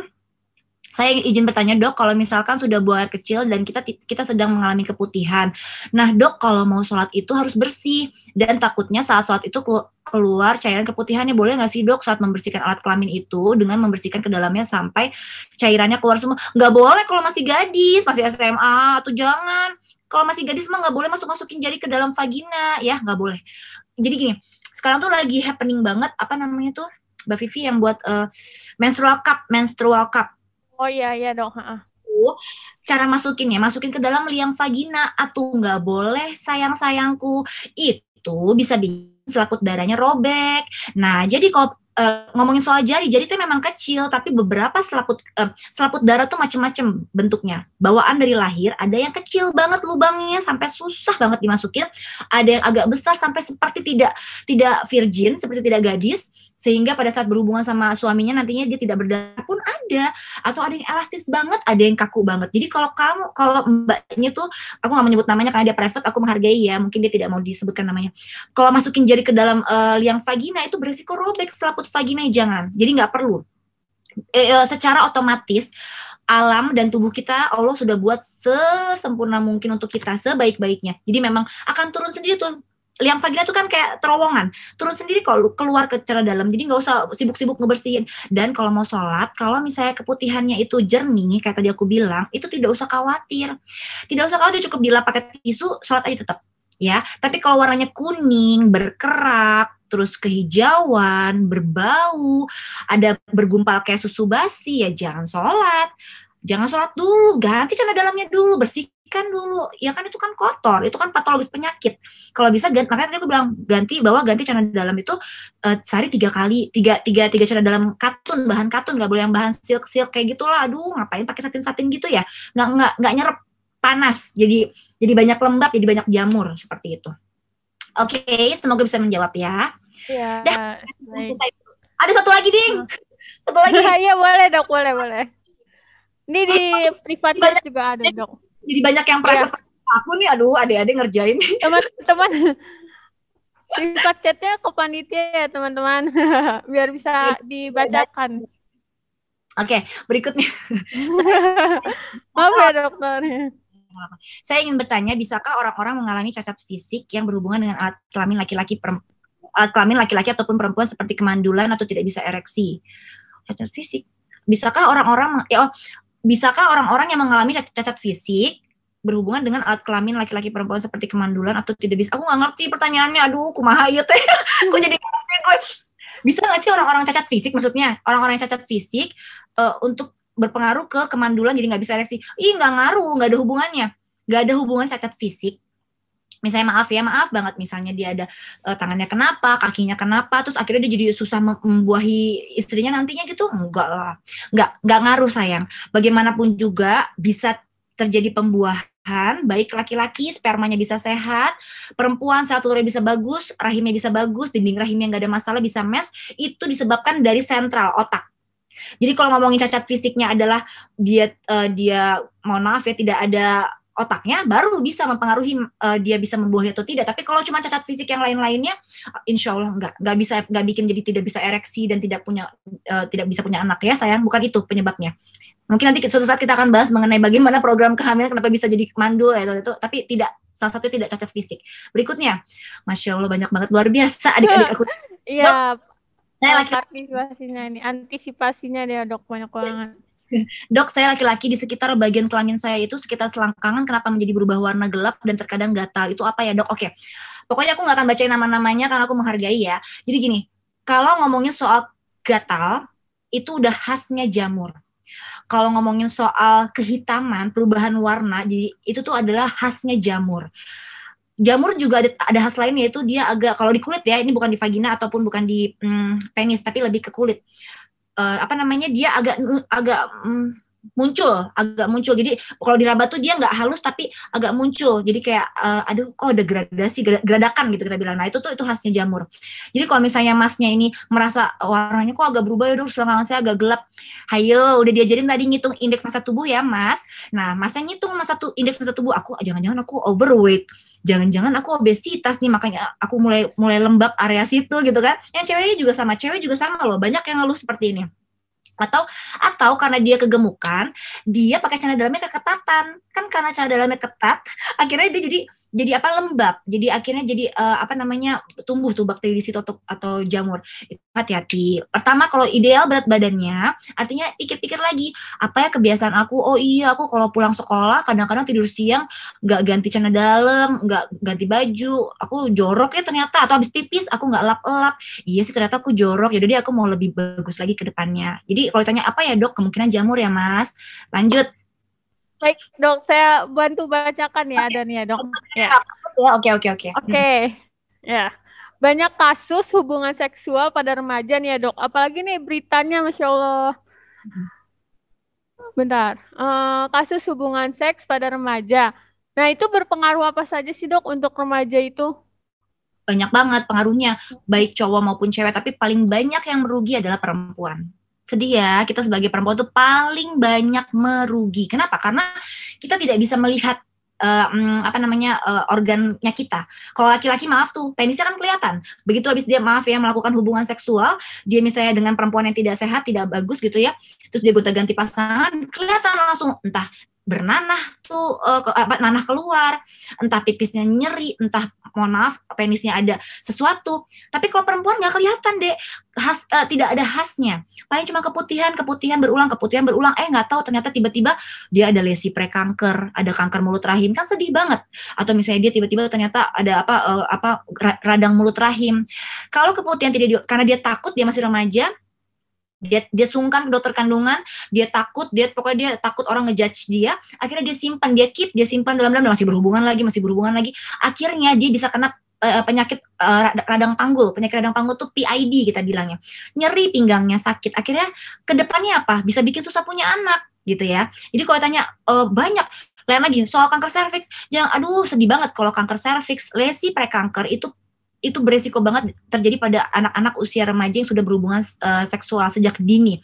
Nah, kalau udah dilakukan terus-menerus, dia tidak lakukan pemeriksaan ke dokter kandungan, akhirnya, dan dia tidak pernah vaksin anti kanker serviks di usia reproduksi, usia belum menikah ya, usia remaja, dia akan merugi sendiri. Kenapa? Resiko kena kanker ke dia dan mengenai seluruh tubuh dia sampai penyebaran organ lain itu tinggi banget. Akhirnya kedepannya apa? Dan itu pengobatannya jangka panjang, seumur hidup, kan artinya merugi lagi kita perempuan. Terus jadi ya maksud aku gini, kalau udah ngomongin soal hubungan seksual, jadi bukan edukasi seks ya, hubungan seksual saat belum menikah, yang paling banyak merugi adalah perempuan. Tidak akan terjadi hubungan seksual bebas kalau perempuan tidak buka kancing bajunya. Itu sih sebenarnya aku pernah dikasih tau sama guruku gitu. Gimana cara perempuan tidak buka kancing bajunya? Keimanan dia kepada Allah, keyakinan dia kepada Allah, rasa takut dia kepada hari akhir, kepada Allah tuh harus ditingkatkan. Dan yang kedua, dari eksternalnya, dia harus baca tentang seks itu bagaimana. Jadi memang betul, edukasi harus banyak dipelajari oleh banyak remaja. Karena kalau cuma masalah, keimanan, kalau masalah keimanan, masalah keyakinan, saya yakin kepada Allah, Dok. Tapi lingkungannya dia nggak jaga, dia takut terhadap penyakit, dia nggak tahu penyakitnya yang datang akan seperti apa, dia nggak akan bisa sekuat itu menamai diri dia. Jadi dia harus berjalan beriringan tuh, ilmu pengetahuan plus keimanan dia dan agamanya dia, seperti itu. Ya. Jadi kita emang harus menjaga hubungan dengan Tuhan juga ya, Dok, untuk menjaga semuanya. Belajar agama luar biasa. Iya. Fondasi paling luar biasa. Iya, udah ngekip ke semuanya ya, Dok ya, kalau belajar agama. Ya, baik. Ada lagi nih, Dok. Ya. Ini ada yang aku dulu biar aku nggak iya, boleh deh, boleh, Dok. Jangan dibacain nama saya ya, Dok. Apakah normal kalau payudara besar sebelah? Kemudian apakah normal kalau perempuan mengalami mimpi dewasa? Karena saya seorang muslimah, tapi saya mengalami itu, jadi saya malu sekali dan khawatir ada yang salah dengan diri saya. Nggak ada yang salah, sayang. Iya, aku nggak baca namanya kok. Nggak ada yang salah dengan payudara besar sebelah. Ayo. Nanti abis ini masing-masing mungkin bisa kacaan. Mata kanan tidak mungkin sama dengan mata kiri. Alis kiri kita tidak mungkin sama dengan alis kanan. Sama yang lainnya, gigi. Ada giginya nggak rata kanan kiri. Ada yang payudaranya kanan kiri nggak rata. Emang ada yang rata? Nggak ada yang rata. Payudara di mana semua bentuk anatomis itu tidak akan rata kanan kiri, ya. Bukannya Allah tidak bisa menciptakan sempurna, tidak, memang begitulah, dibikin memang supaya kita tuh terbuka. Oh iya benar juga ya, bahkan Allah memang menunjukkan ke kita, tidak ada yang sempurna di dunia ini loh. Nih, kalian lihat di diri kalian sendiri, kalian tuh jauh dari sempurna. Kenapa? Karena nggak akan ada yang simetris di tubuh kita. Kadang-kala jari kanan jari kiri aja ini kok panjang sebelah ya, ini gitu loh. Jadi memang dibikin mikir kita sama Allah. Hayo, udah jelas-jelas banget ada di Al-Quran, jelas-jelas banget ada di tubuh kalian. Kalian hanya tinggal menjalani hidup bener-bener aja gitu, istilah kayak gitu. Jadi kalau ditanya, wajar nggak sih, Dok, saya mengalami mimpi dewasa? Wajar banget, sayang cantik ya, anak soleha. Wajar banget. Itu bukan salah kamu. Itu adalah hormon di tubuh. Itu adalah hormon kita di manusia pada saat memasuki usia pubertas.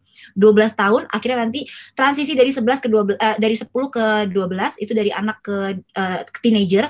Dari teenager ke dewasa, usia transisi itu 15, 16, 17. Itu pasti akan ada mimpi basah lah, pasti ada tiba-tiba mimpi nikah lah, mimpi apalah gitu-gitu. Itu godaan syaitonir rajim. Yang kedua, memang hormonnya kita sendiri memang secara sentral seperti itu.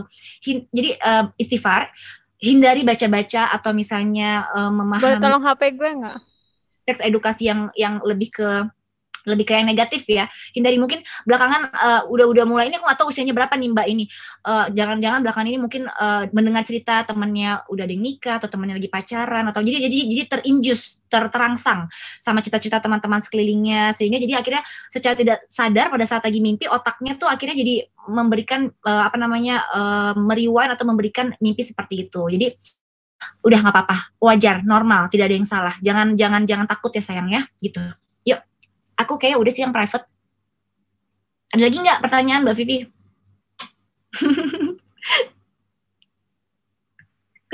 Mbak Vivi ke-mute. Oh iya, baik dok, maaf. Mungkin ini menjadi pertanyaan terakhir untuk sesi tanya jawab ini dok. Ya, baik. Saya bacakan ya. Sebenarnya kan sekarang udah banyak edukasi tentang sex education ini ya dok, yang tadi sempat udah dibahas banyak banget.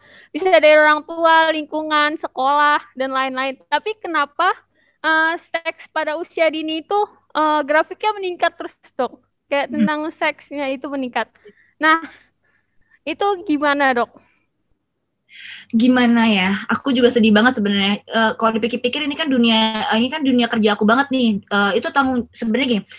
Saya tuh dikasih kesempatan jadi dokter spesialis kandungan bukan karena pintar, tapi karena rezeki dari Allah. Allah nutupin aib saya, dikasih kemudahan, dikasih berkah lah sama Allah. Jadi saat saya juga menemukan pasien di lapangan banyak usia remaja yang masih banyak ya Allah, berhubungan seks bebas gitu ya. Saya merasa gagal juga, dalam arti kata gini, ya Allah, saya tuh punya andil loh di sini, di dunia ini, di dunia kesehatan reproduksi perempuan gitu ya. Jadi kalau ditanya kenapa sih bisa seks masih banyak, ya tetap bagaimanapun juga saya tetap eling. Saya punya batasan, saya cuman dokter spesialis kandungan, saya bukan orang tua tuh perempuan gitu. Gimana caranya supaya bisa seks itu angka seks grafiknya menurun, seks bebas maksudnya menurun? Ya paling utama pondasi terkuat adalah orang tuanya. Kenapa? Orang tuanya harus membekali agama luar biasa ke anak tersebut. Sehingga anak tersebut dari kecil sudah tahu batasan-batasannya. Itu satu. Yang kedua, jangan diberikan kebebasan kepada anak. Juga jangan terlalu sering melarang. Karena gini, usia remaja itu adalah usia dia mencari jati diri. Saya pun pernah melewati masa remaja. Saya ingin mencari jati diri. Saya ingin tahu. Kok dilarang terus sih? Justru kok dilarang malah pengen coba-coba gitu kan. Jadi orang tua nggak boleh belajar gimana caranya parenting. Mendidik anak gitu. Jangan sekarang nggak boleh lagi yang pakam-pakam disiplin yang ini nggak boleh, itu nggak boleh. Awas kamu kalau begini papa hukum kamu, papa keluarin kamu dari sekolah. Oh percayalah bapak, anak bapak akan tetap mencoba itu. Karena tidak ada, Allah aja melarang kita, memang jelas di Al-Quran ada. Tapi apakah saklek begitu ngelakuin dosa langsung mati di tempat? Enggak. Ayo, masih ada kesempatan, mau tobat nggak nih? Istilah kayak gitu. Jadi artinya, bimbing pelan-pelan, sama-sama. Sebenarnya yang harusnya bertanya ini adalah ini sih orang tua ya. Jadi mestinya orang tuanya nggak ada ini manggil saya gitu. Tapi kalau anak-anak ya susah. Kita mau ngomong apa ya? Gimana cara menurunkannya ya? Kalian hindari, pintar-pintar pilih pergaulan. Jangan tergoda untuk menghabiskan waktu untuk hal-hal yang sia-sia. Kita hidup cuma sementara kok sayang. Nanti akan ngerasain enak juga kok. Enaknya disayang sama pasangan, enaknya berhubungan seksual, enaknya bisa punya anak, enaknya masuk surga dari pintu manapun oleh karena ridho suami, yang karena kita bisa menjaga amanah, enaknya banyak kok kalau kalian bisa tahan diri gitu. Gitu sih cara menurunkan angka kejadian seks tuh banyak banget, melingkupi banyak hal, tapi untuk diri sendiri termasuk saya cuma bisa membekali adalah tetap kembali kepada orang tua dan bagaimana kalian gitu. Kuatkan diri kalian dengan ilmu agama sebaik-baiknya. Ya, rugi. Kita rugi banget nih seriusan. Ya, kita emang harus banyak memperbaiki hubungan dengan Tuhan untuk berdoa selalu dilindungi, dijaga dari yang nggak baik-baiknya dong. Betul. Ya Allah. Luar biasa ya. Iya, seru banget dok. Saya juga jadi, aduh. Vagina longgar tanda sudah tidak perawan. Bukan. Tanda perawan atau tidak adalah berdarah saat berhubungan. Pertama kali, ya. Tapi apakah setiap pasangan yang baru menikah yang mengakunya katanya masih gadis itu pasti berdarah? Tidak juga. Tadi aku udah jelasin ya. Aku juga ada konten juga tuh di Instagram aku bahwasanya selaput darah itu macam-macam bentuknya. Lubangnya itu macam-macam bentuknya. Ada yang kecil banget diameternya, ada yang gede, udah kayak nggak virgin gitu. Ada yang elastis banget, tipis banget, gampang robek, even cuman pakai jari tangan, atau dia apa tuh yang olahraga senam tuh yang kakinya ngebuka, apa sih namanya sih? Pokoknya olahraga itulah yang dia itu akhirnya robek, berdarah, bisa juga itu terjadi tidak perawan. Jadi bukan patokan vagina longgar ya. Vagina longgar teh apa ya? Itu mah nggak mungkin longgar lah ya. Kalau vagina itu tuh elastis, dia akan kembali lagi. Bahkan kalau gitu aku nggak pernah lahirin normal bisa longgar dong sekarang. Enggak, tetap balik lagi dia, karena dia kan elastis, dia balik lagi ke bentuk semula gitu. Oke. Baik dok. Sayangnya kita udah ada di penghujung acara nih dokter. Iya ya. Baik. Iya, padahal masih banyak banget pertanyaan-pertanyaan, dan saya juga masih banyak nih sebenarnya yang mau ditanya. Tapi mungkin lain waktu kita bisa ketemu lagi ya dokter ya. Baik. Terima kasih banyak kepada Dokter Vita yang udah meluangkan waktu nih buat kita semua. Maaf ya kalau berbagi pengetahuan. Maaf kalau ada salah para bu guru, para bapak guru, dan wali murid. Iya, terima kasih udah meluangkan waktu, udah sharing-sharing ke kita, dan semoga kita semua, teman-teman semua di sini bisa mengambil positifnya dan bisa dilakukan, dipraktekkan dalam kehidupan ya dok ya. Amin, semoga bermanfaat ya untuk kalian semua. Pinter-pinter ya, jaga diri ya sayang, semuanya cowok cewek, pinter-pinter jaga diri. Oh iya dok, yang tadi ini kenapa? Ya sebentar. Yang panitia udah ngabarin ke saya nih, dokter diizinkan untuk kalau sesi talk show ini diupload ke YouTube dok, boleh banget. Oke, ya. Boleh aku suruh tim aku masukin ya. Niatnya sedekah ilmu ya, semoga makin banyak yang baik. Dok, iya. Oh, ini nomor handphone aku tahu di sini ya. Nih aku tahu di chat ya. Dok, boleh juga nih dok, Instagram sama YouTube-nya biar kita terus belajar sama dokter Vita nih. Nggak mau diangkat. WA aja, WA. Konsultasi. Bapak-bapaknya juga, ibu-ibunya juga. Kalau mau nanya seputar kesehatan reproduksi, mangga. Insya Allah. Saya ke pasien juga saya kasih kok. Tuh Instagramnya, Dr. Vita Mauli, Instagram. Kalau channel YouTube-nya apa, aku nggak tahu. Ada kok di linknya, link tree-nya di Instagram. Gitu. Ya udah. Ya, baik, dokter. Iya. Ya. Terima kasih banyak, dokter. Sama sayang. Maaf jika saya ada salah kata atau yang kurang berkenan di sikap saya. Mohon dimaafkan ya, dokter. Kita sama. Ya. Udah teman-teman semua ya. Terima kasih banyak. Terima kasih atas ilmunya. Assalamualaikum. Mau foto bareng dulu apa nggak usah? Langsung assalamualaikum pamit. Pada nggak buka? Boleh dok. Boleh dok, boleh. Pada nggak buka kamera? Iya teman-teman, kalau ini mungkin bisa kita buka nih kameranya. Ada yang masih pakai daster kali di rumah. Ya maaf ya. Aduh, lucu banget sih ini. Hari libur soalnya. Udah dokter udah difoto ya, baik. Nah, ya. Terima kasih banyak sekali lagi dokter. Sama-sama ya. Assalamualaikum warahmatullahi wabarakatuh. Pamit ya Bu Guru, Pak Guru semuanya. Terima kasih dokter. Dadah. Ya, assalamualaikum warahmatullahi wabarakatuh. Saya Vivi Alaida. Saya kembalikan kepada MC. Terima kasih.